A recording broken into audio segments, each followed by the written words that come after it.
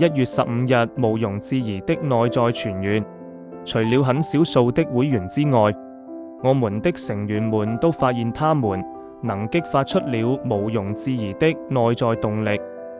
不久之後，他們會發現這動力會比在他們所構想的自身強大得多。是走者護戒協會第569、570頁英文版。在我來到 A 並努力保持清醒的第一天，我就在協會創始人的這段話中發現了希望。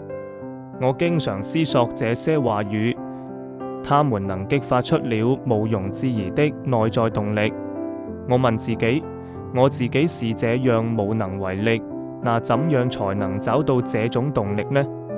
終於我找到了，就像創始人所允諾的那樣。我經常在善良與邪惡、自私與無私、從容與恐懼中做出選擇。